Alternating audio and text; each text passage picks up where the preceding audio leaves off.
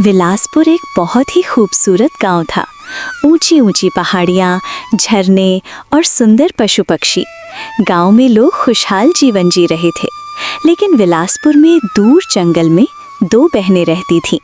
बड़ी बहन का नाम था सीमा, वो 23 साल की थी, और छोटी बहन का नाम था मीना, वो 20 साल की थी। माता पिता कई साल पहले गुजर गए थे। घर न होने की वजह से दोनों बहनों ने प्रकृति का सहारा लिया और जंगल में रहने लगी। दोनों बहनें मिलकर घर का सारा काम करती थी। बड़ी बहन खाना बनाती तो छोटी बहन झाड़ू लगाती। एक दिन सीमा नदी पर पानी लाने जाती है और घने जंगल के बीच घर पहुंचती है तो मीना घर पर भी नहीं होती। सीमा चारों तरफ देखती है, लेकिन उसकी बहन उसे कहीं भी नहीं दिखती। वो परेशान हो जाती है। अरे, ये लड़की कहाँ चली गई? जंगल में जंगली जानवर भी हैं, कहीं कुछ हो न जाए उसे। ढूंढने जाती हूँ उसे। मैंने कितना समझाया है, कहीं अकेली मत जाना, लेकिन ये कुछ नहीं सुनती। मीना, मीना तुम कहाँ हो? कहाँ हो तुम? मीना, मीना, देखो मुझे परेशान मत करो। अगर तुम मजाक कर रही हो तो ये गलत है, बाहर आ जाओ। मीना जंगल के अंदर तक ढूंढने जाती है, लेकिन मीना कहीं नहीं मिलती। वो उदास चेहरे के साथ घर वापस आ जाती है। मीना घर पहुंचती है तो सीमा बाहर बैठी होती है। मीना उसके पास जाकर बैठ जाती है और बोलती है, सीमा, तुम कहाँ चली गई थी? मैंने तुम्हें हर जगह ढूंढा, तुम नहीं मिली। तुम्हें पता है, माँ और पिताजी के जाने के बाद सिर्फ तुम ही एकमात्र मेरा सहारा हो। तुम्हें कुछ हो गया तो मैं अकेली जीकर क्या करूँगी? मुझे बिना बताए कहीं मत जाया करो। दीदी, मैं घूमते हुए गांव की तरफ चली गई थी। गांव में कल मेला लगेगा, क्या तुम मुझे लेकर वहां चलोगी? मेरा बहुत मन है मेले जाने का, मुझे कुछ लेना भी है। दीदी, लेकर चलोगी ना मुझे? ठीक है मेरी बहन, मैं तुम्हें जरूर लेकर चलूंगी। चलिए, अब रात होने वाली है, सो जाओ जल्दी, सुबह जाना भी तो है ना मेला। रात को पूरा गांव सन्नाटे से भरा होता है, लेकिन रोशनी चारों तरफ होती है और दूसरी तरफ जंगल में घना अंधेरा और जंगली जानवरों की डरावनी आवाजें।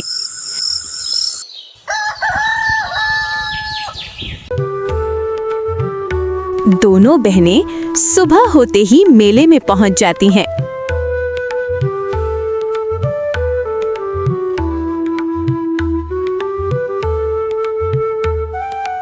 दीदी, वो देखो, सामने वो चिड़िया कितनी सुंदर है ना, मुझे वो चाहिए, मुझे दिला दो दीदी।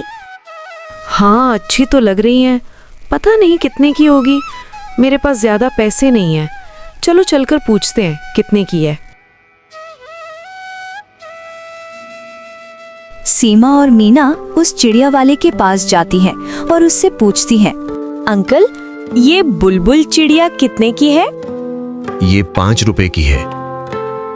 भाई, सही दाम लगा लो, मेरे पास बस 3 रुपए हैं, मुझे ये चिड़िया दे दो। वो चिड़ीमार चिड़िया नहीं बेचता। तभी उसकी नजर नीचे रखी चिड़िया पर पड़ती है, जो बीमार और सुस्त होती है। वो सोचता है, ऐसे तो ये मर जाएगी, कुछ नहीं मिलेगा, इससे अच्छा 3 रुपए में बेच देता हूँ। सुनो बच्ची, ये चिड़िया ले जाओ 3 रुपए में, उसका थोड़ा ख्याल रखना, ये थोड़ा बीमार है। ठीक है भाई, इसका हम बहुत अच्छे से ध्यान रखेंगे, आपको बहुत धन्यवाद। दोनों बहनें चिड़िया को अपने घर लाने लगती है, लेकिन वो चिड़िया बिना पिंजरे के उनके साथ आ जाती है, उड़कर कहीं नहीं जाती, जैसे वो कितने समय से उन लोगों को जानती हो। चिड़िया और मीना बैठे होते हैं, तभी मीना बोलती है, तुम बीमार हो ना, चिंता मत करो, तुम जल्दी ठीक हो जाओगी। मैं और दीदी तुम्हारा बहुत ख्याल रखेंगे, प्यारी चिड़िया।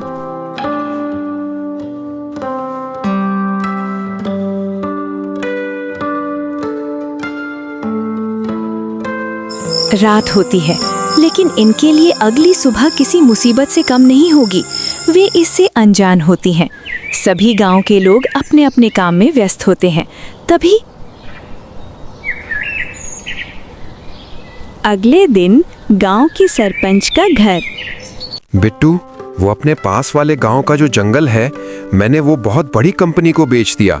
जाओ, जाकर वहां के पशु पक्षी और जानवरों को वहां से भगाओ, कल वो लोग आ जाएंगे, जल्दी जाओ।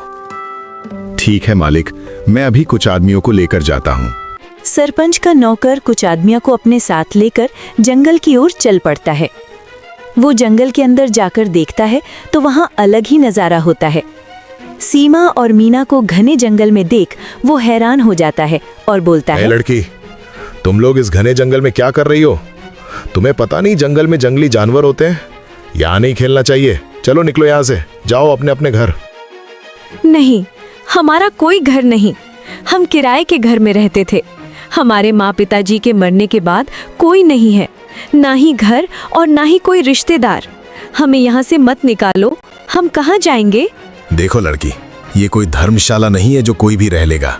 रहने के लिए जमीन अपनी होनी चाहिए। और पैसा बताओ, है तुम्हारे पास? देखो, तुम्हारा घर हो या ना हो, मुझे कोई फर्क नहीं पड़ता।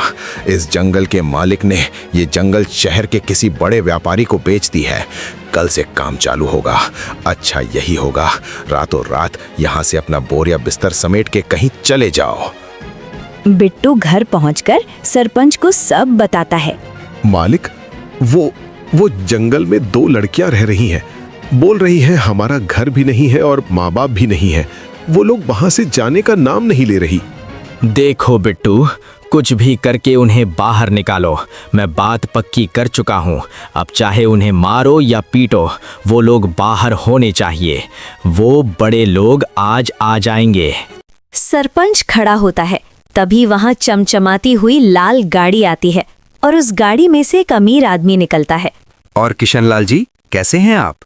आपसे मिलकर बहुत अच्छा लगा। आपका गांव बहुत सुंदर है। मैं ठीक हूँ मालिक साहब। हाँ, वैसे मेरा गांव सुंदर तो बहुत है। अब तो ये आपका भी है। चलो बाकी की बात अंदर जाकर करते हैं। किशनलाल जी तो प्रॉपर्टी की बात कर लेंगे। मुझे जगह बहुत पसंद आई है। देखना, यहाँ शानदार होटल बनेगा जहाँ बड़े बड़े नेता और अभिनेता आएंगे। दूर दूर के देशों में इस गांव का नाम होगा। चलो जरा चलकर देख लेते हैं। देखो मालिक साहब, वहाँ 2 लड़कियां रह रही हैं। मैं जल्दी उन लोगों को वहाँ से निकाल दूंगा, बस मुझे थोड़ा समय दें। किशनलाल जी, ये बात गलत है।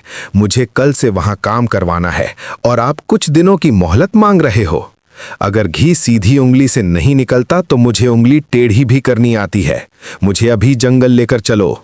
किशनलाल अपने नौकर और अमीर व्यापारी को अपने साथ लेकर जंगल जाने लगता है। लेकिन कुदरत को कुछ और मंजूर होता है। अचानक भयानक तूफान और तेज बारिश होने लगती है, जिस वजह से वो लोग कुछ दूर से वापस आ जाते हैं। और दूसरी तरफ सीमा और मीना खिड़की के पास बैठे होते हैं।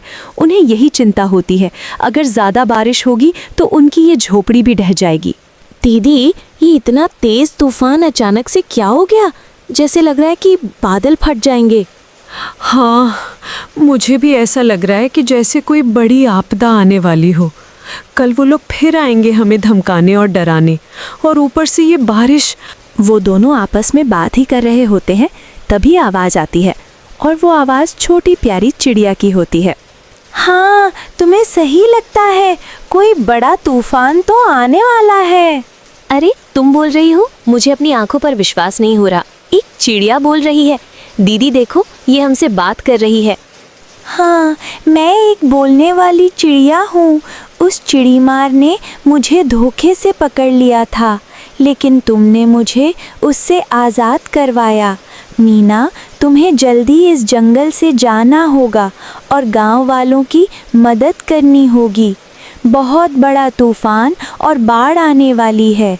अब से 6 घंटे बाद ये गांव पानी में समा जाएगा। जल्दी करो, हमारे पास टाइम बहुत कम है। मीना, अगर ये चिड़िया सच बोल रही है तो हमें चलना चाहिए। आखिर वो गांव वाले किसी समय में अपने आसपास ही रहते थे। उनकी जान को खतरा है। हमें इंसानियत के नाते चलना चाहिए। चलो जल्दी करो, हमारे पास समय बहुत कम है। सीमा, मीना और प्यारी चिड़िया गांव के लिए घर से भागते हुए जाते हैं। गांव वालों ने सबसे मुश्किल घड़ी में उन लोगों का साथ छोड़ दिया था, लेकिन इन 2 बहनों में इंसानियत आज भी जिंदा है। वे दोनों तेज़ बारिश तूफान में अपनी जान की परवाह न करते हुए गांव पहुंचते हैं और लोगों को इकट्ठा करते हैं। सुनो गांव वालों, जो भी मैं तुम्हें बता रही हूँ उस पर मेरा विश्वास करना। अगर अपनी जान की परवाह है तो जल्दी से जल्दी इन 6 घंटों में गांव खाली करना होगा। इस बारिश की वजह से गांव में बाढ़ आने वाली है। ये गांव डूबने वाला है। सब अपना कीमती सामान और पैसे और जो भी काम की छोटी मोटी चीजें हैं उन्हें रख ले और जल्दी से जल्दी बड़ी नदी किनारे आ जाना। हमने एक बड़ी नाव का इंतजाम कर लिया है, जल्दी करो सब। दोनों बहनों की बात सुनकर सभी गांव वाले अपना सब सामान लेकर गांव खाली कर देते हैं और बड़ी नदी किनारे जाने लगते हैं। नदी जोरों शोरों से अपने उफान पर होती है। वहीं एक बहुत बड़ा जहाज खड़ा होता है। सभी लोग अपने परिवार और कीमती सामान के साथ जहाज में बैठ जाते हैं। जो लोग कल तक जमीन के लिए लड़ रहे थे, लेकिन आज कुदरत के आगे किसी की नहीं चली। वो अमीर व्यापारी भी तूफान से पहले सरपंच और उसके नौकर को छोड़कर भाग जाते हैं। लेकिन मीना और सीमा उन दोनों को जहाज में जगह देते हैं और इनकी जान बचाते हैं। दोनों बहनें खड़ी अपने डूबते हुए गांव को आखिरी बार देख रही होती हैं। मीना, अब मुझे जाना होगा। तुम्हारा और मेरा साथ बस यहीं तक था। तुमने मेरी तकलीफ में मेरी मदद करी, वरना मैं आज जिंदा न होती। तुम बहुत दयालु और अच्छी इंसान हो। तुम देखना, ऊपर वाला अब तुम्हें कभी दुखी नहीं होने देगा। नहीं नहीं, तुम यूं नहीं जा सकती। मैंने अब तक पहली बार किसी को दोस्त बनाया है। मैं नहीं रह सकती तुम्हारे बिना। मत जाओ मुझे छोड़कर प्यारी चिड़िया। हाँ मीना, अब इसे जाने दो। इसने हमारे बहुत मदद करी, वरना आज हम जिंदा ना होते। जैसे हमें अपनी मर्जी से जीने की आज़ादी है, वैसे ही पशु पक्षी और इस चिड़िया को भी है। इस प्रकृति ने पक्षी को पिंजरे के लिए नहीं, खुले आसमान के लिए बनाया है। चलो अब आंसू पोंछो। मैं तो हूं ना तुम्हारे पास मेरी बहन। अब खुशी खुशी इसे विदा करो। आखिर इस प्यारी चिड़िया को हम उदास नहीं कर सकते। ऐसे मत रो मीना, मैं हमेशा तुम्हारे साथ ही रहूंगी। बस तुम मुझे याद करना, हमेशा तुम मुझे अपने आसपास पाओगी। मेरा भी परिवार उस नदी के पार है। अब मुझे जाना होगा, तुम अपना ख्याल रखना। अब रोना बंद करो, वरना मैं दुखी हो जाऊंगी। चलो अब मैं जाती हूँ। चिड़िया वहां से चली जाती है अपनी नई मंजिल की तरफ। सीमा और मीना चिड़िया को आखिरी अलविदा करते हैं। गांव में कई लोग गरीबी में जीवन व्यतीत कर रहे थे। कई लोगों को भोजन नसीब नहीं होता था। ठंड ऐसी मानो हड्डियां जमा दे। जनवरी की कड़ाकी की ठंड में पूरा गांव सन्नाटे से भरा हुआ था। नदियों का पानी जम सा गया था। लोग जगह जगह लकड़ियां जलाकर बैठे थे। कितने लोग बिना गर्म कपड़ों के ठंड काट रहे थे। बिना लकड़ी के दिन काटना मुश्किल होता था। सर्द हवाएं और बारिश से बहुत से लोगों का काम ठप हो गया था। इसी गांव में जग्गू मछुआरा अपनी पत्नी और बीमार बूढ़े बाप के साथ रहता था। सुनिए जी, लगता है इस साल हमें आधा पेट खाकर सोना पड़ेगा। देखिए जरा, ये ठंड अपने साथ कितनी भयंकर बारिश लेकर आई है। नदी झरने जम गए हैं। अब काम कैसे करोगे? हाँ भाग्यवान, तुम सही कह रही हो। तुम बच्चों और पिताजी का ख्याल रखो। मैं जरा बाहर से कुछ पैसों का इंतजाम करके आता हूँ। जाता हूँ सेठ के पास, अगर वो कुछ मदद करे तो। लेकिन पहले एक बार नदी जाकर देखता हूँ। जमी नहीं होगी तो उधारी नहीं लेनी होगी। लोग ठंड से बचने के लिए लकड़ियां जलाकर आग ताप रहे होते हैं। इस बार की सर्दी उत्तर दिशा की बर्फबारी अपने साथ तबाही लाई थी। जग्गू घर से निकलता है। पूरा गांव सन्नाटे से भरा होता है। होती हैं तो बस ठंडी हवाएं। वो नदी किनारे जाता है। पूरी नदी बर्फ से जमी होती है। वो चारों ओर नजर घुमाता है। दूर दूर तक बस बर्फ की सफेद चादर होती है। आखिर ऐसे में जग्गू का काम तो नहीं हो सकता। जग्गू सेठ की दुकान पर जाता है। क्या रे जग्गू, कैसे आना हुआ? सेठ जी, मुझे कुछ पैसे उधार चाहिए। इस कड़ाके की ठंड और बारिश की वजह से नदी झरने सब जम गए हैं, जिसकी वजह से काम बंद हो गया है मेरा। गर्मी आते ही मेरा काम अच्छा चलने लगेगा। मैं सूद समेत आपके पैसे लौटा दूंगा। देख भाई, मैं इसमें तेरी कुछ मदद नहीं कर सकता। कुछ गिरवी रखना पड़ेगा। ऐसे ही सेठ मदन लाल अपने बाप पर विश्वास ना करे। लेकिन सेठ जी, मेरे पास गिरवी रखने को कुछ नहीं है। तेरा जो खेत है वो गिरवी रखना पड़ेगा, तभी मैं कुछ पैसे दे सकता हूँ। जग्गू परेशानी में पड़ जाता है। उसे पता था सेठ मदन लाल की नज़र बहुत समय से उसके खेत पर है। कुछ देर अपने घर के बारे में सोचकर जग्गू अपनी ज़मीन गिरवी रख देता है और कुछ पैसे लेकर घर आने लगता है।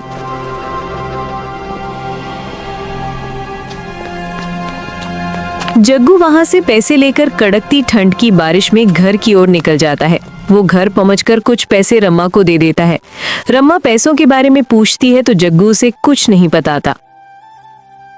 रमा सुधा के साथ बाजार से घर का सामान लेकर आ रही होती है। तभी उसकी नजर अपने खेत पर पड़ती है। वो चौंक जाती है। जहां सेठ मदन लाल अपने कुछ आदमियों के साथ रमा के खेत में काम करवा रहा होता है।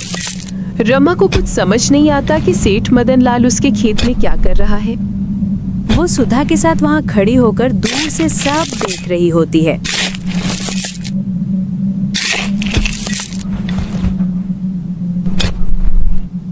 रमा उन कड़कती ठंडी हवाओं को चीरती हुई घर की तरफ भागती है,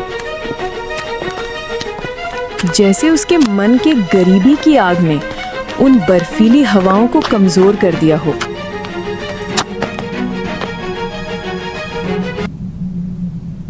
घर पर जग्गू बाहर आग ताप रहा होता है। तभी वहां रमा पहुंचती है। रमा जग्गू से बोलते हैं, सुनो जी, वो सेठ मदनलाल अपने खेत में क्या कर रहा है? मैं सामान लेकर आ रही थी, तब मैंने देखा वो अपने कुछ आदमियों के साथ हमारे खेत में काम करवा रहा है। अब चुप क्यों हो? कुछ तो बोलो। रमा, मुझे माफ कर दो। मैं जब उस दिन पैसों के लिए सेठ के पास गया था तब उन्होंने गिरवी रखने को कुछ कहा। मैंने कहा मेरे पास कुछ नहीं है, तो उन्होंने हमारे खेत गिरवी रखने को बोला। मैंने घर के हालात देखकर ये कदम उठाया। मुझे माफ कर दो रमा। ये बात आपने मुझसे क्यों छुपाई? जो भी आपने फैसला किया होगा कुछ सोच समझ कर किया होगा। लेकिन अब आप आगे क्या करोगे?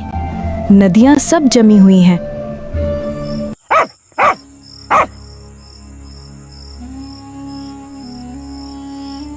रात होती है। सारा परिवार खाना खाकर लेटे होते हैं। उनकी परेशानी उनके माथे पर साफ दिख रही थी। सुनो जी, अब क्या होगा? आपने मुझसे इतनी बड़ी बात छुपाई। वो सेठ मदनलाल समझता क्या है अपने आप को? जैसे चाहे वैसे फायदा उठाएगा। एक दिन आएगा जब इसके साथ भी यही होगा। ऊपर वाले की लाठी में आवाज नहीं होती। हाँ रमा, लेकिन जो भगवान करेगा उसी में हमारी भलाई है। कुछ दिन तो निकल जाएंगे। अभी कुछ पैसे हैं मेरे पास। मैं बहुत जल्द कोई काम ढूंढ लूंगा, तुम चिंता मत करो। चलो अब सो जाओ। दोनों पति पत्नी सो जाते हैं।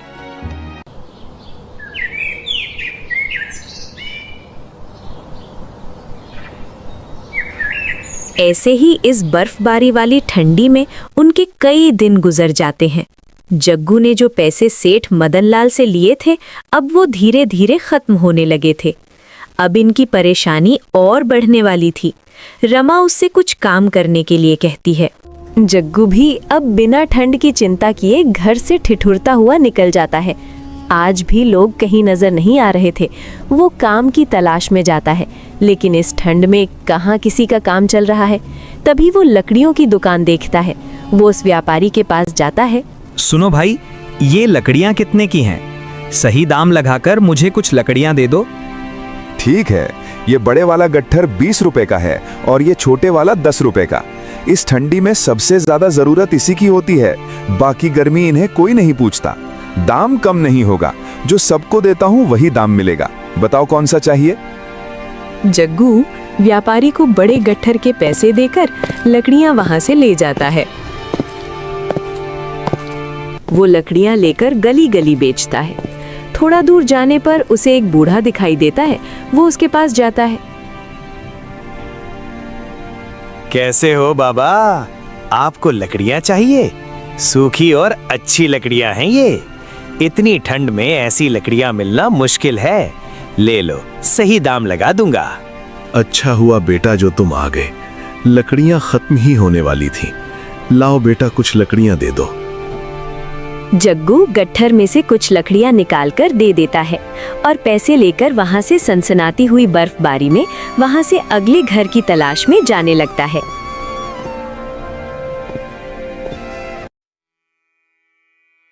लकड़ियां ले लो, लकड़ियां, सूखी सूखी लकड़ियां ले लो, अच्छी अच्छी लकड़ियां।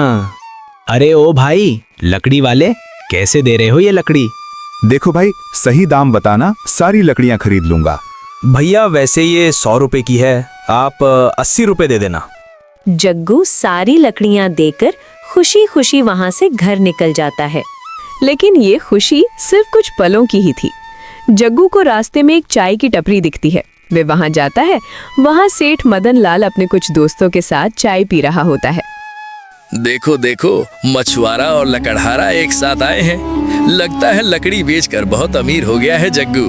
लगता है अब इसे अपने खेत वापस भी नहीं चाहिए, तभी तो राजा बाबू बनके घूम रहा है। देखो सेठ जी, ऐसा मत बोलो। मैं बहुत जल्द तुम्हारे पैसे तुम्हें देकर अपना खेत वापस ले लूंगा। मैंने तुमसे कोई उधारी नहीं ली है, अपने खेत गिरवी रखा है। देखो तो, उल्टा चोर कोतवाल को डांटे। देख जग्गू, अगर अगले 10 दिन में तूने पैसे नहीं लौटाए तो अपने खेत भूल जाना, समझा? अब जा यहाँ से। इतना सुनकर जग्गू उदास होकर वहां से चला जाता है। आधी रात और बर्फबारी में जग्गू और उसकी पत्नी बैठे होते हैं। रमा, आज मेरे आत्मसम्मान को बहुत ठेस पहुंची है। आज चाय पीने गया था, लेकिन चाय से पहले सेठ मदन लाल ने बहुत बेइज्जती करी मेरी। उसने बस अब 10 दिन की मोहलत दी है, वरना वो खेत कभी नहीं देगा रमा। अच्छा सुनिए जी, आप उसके पैसे जल्द से जल्द लौटा दो। देख लेना, ऊपर वाला उसका घमंड एक दिन जरूर तोड़ेगा। ठंड और अंधकार में अचानक इस गांव को तूफान घेर लेता है। हर गली, हर मोहल्ला जैसे कुछ अनहोनी की तरफ इशारा कर रहा हो। इसी तूफान में किसी का घर होता है जहां मानो उनकी दुनिया ही पलट गई हो, और वो घर सेठ मदन लाल का होता है। मदन लाल और उसकी पत्नी लाचारी से डॉक्टर से मानो भीख मांग रहे हो। इस भयानक ठंड ने इनकी बेटी को बुखार ने जकड़ लिया था। डॉक्टर साहब, मेरी बेटी को बचा लीजिए, ये अपनी आंखें भी नहीं खोल रही। आप बस इसे ठीक कर दो, उसके बदले में आप जो चाहे, जितनी चाहे दौलत ले लो मेरी।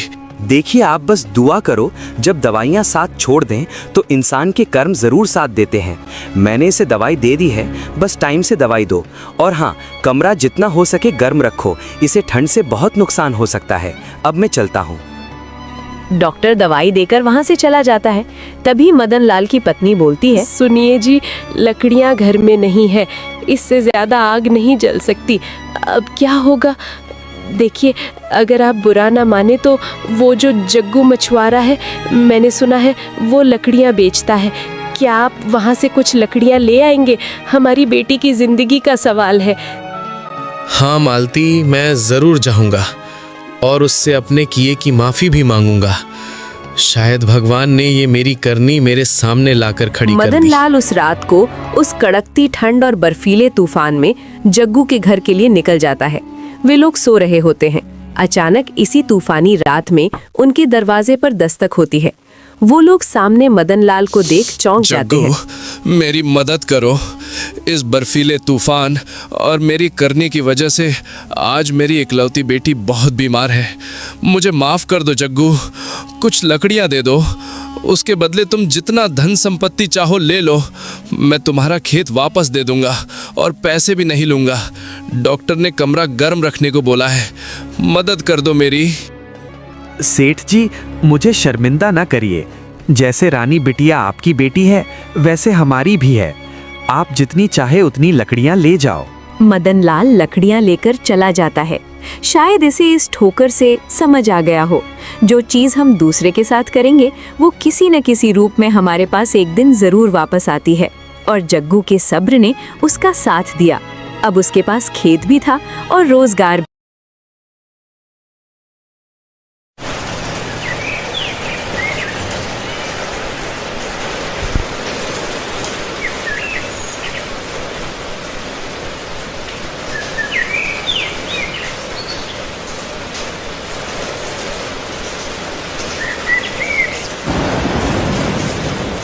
मानसून की पहली बारिश, हर तरफ सन्नाटा।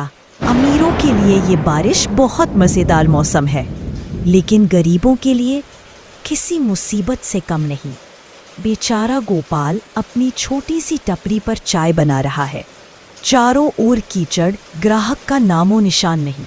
बस वो अब इसी उम्मीद में है, कोई आएगा और शाम को वो अपने परिवार का पेट भर पाएगा। सीता और बच्चे घर पर परेशान बैठे हैं। बाहर बहुत तेज बारिश हो रही है, छत से पानी भी टपक रहा है, लेकिन कुदरत के आगे किसकी चलती है। माँ, बारिश कितनी तेज है, पता नहीं पिताजी का काम आज हो पाएगा या नहीं। हम कितने दिनों से स्कूल भी नहीं गए। बेटा, मैं जाती हूँ, कुछ लकड़ियाँ ले आती हूँ, तुम्हें भूख लगी होगी। सीता तेज बारिश में जंगल से जाके लकड़ियाँ लाती है। है भगवान, आप कितनी परीक्षा लोगे?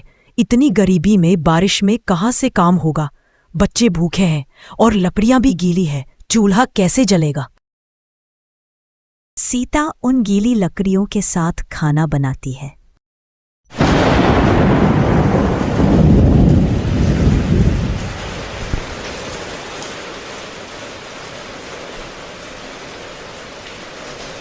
आज गोपाल की बहुत कम बिक्री होती है। शाम को दुकान बंद करके वो घर की ओर भागता है। काले बादल छाए हुए हैं, बारिश अपने उफान पर है। गोपाल, ये बारिश तो रुकने का नाम नहीं ले रही। लोगों की फसलें बह गई, कई गांव में बाढ़ आ गई। कहीं अगर हमारी चाय की दुकान को कुछ हो गया तो हम क्या करेंगे? सीता, हम कर भी क्या सकते हैं? प्रकृति के आगे किसकी चलती है? बस भगवान से दुआ करो कि बारिश जल्द से जल्द बंद हो जाए।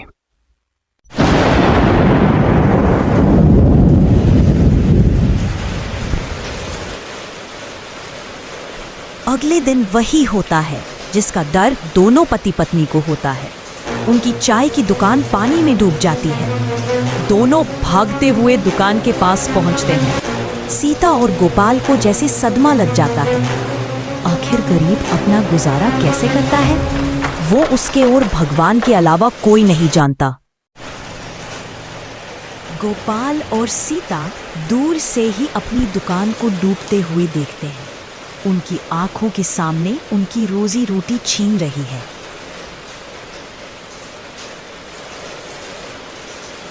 गोपाल दूर से अपने डूबते हुए दुकान को देखता है। वो बस, हाय, मेरी दुकान डूब रही है, कोई तो मदद करो। वो बस बेबस था।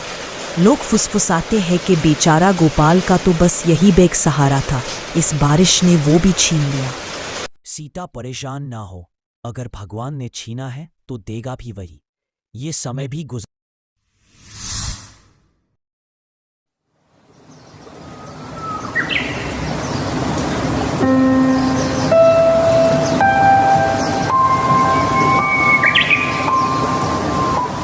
कुछ दिनों बाद बरसात का मौसम खत्म हो जाता है। लोग खेतों में फिर से काम करने लगते हैं, लेकिन गोपाल की हालात कुछ अच्छे नहीं होते।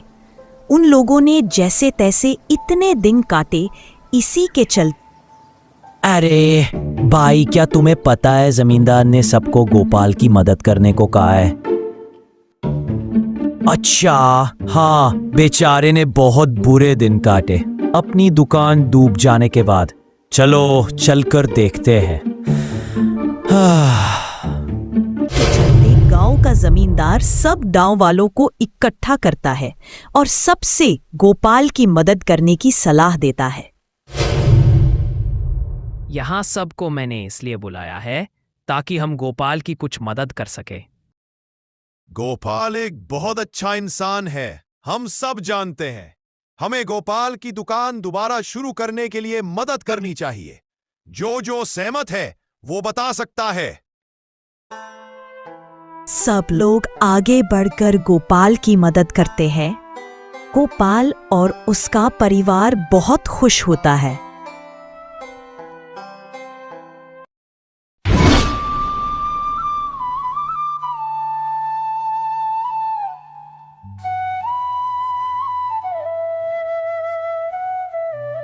कुछ समय बाद गोपाल अपनी पानी पूरी का ठेला लगाता है।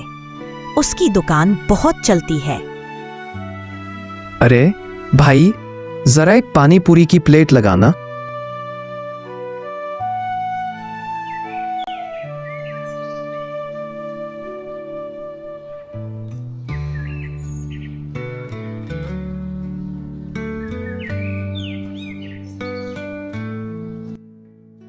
सीता, अब चिंता करने की जरूरत नहीं है। अब सब कुछ है, ऊपर वाला हमारे साथ है। आप सही कह रहे हैं। हमने बहुत बुरे दिन देखे, लेकिन ऊपर वाले ने अच्छे दिन दिखाए। अब बच्चे भी स्कूल जा पाएंगे। बस आप मेहनत करो। गोपाल की दुकान बहुत जोरों शोरों से चलने लगती है। दुकान पर भीड़ खत्म होने का नाम नहीं लेती। दूर दूर से लोग गोपाल की पानी पूरी खाने आते हैं। अरे भाई, जरा एक पानी पूरी की प्लेट लगाना और पैक भी कर देना। अब उनके पास सब कुछ था। उनका पक्का घर, खाने को खाना। वो कहते हैं ना, चाहे कितनी भी मुसीबत क्यों ना आ जाए, अगर आप डट कर सामना करोगे, हार नहीं मानोगे, तो ऊपर वाला भी आपकी मदद करेगा।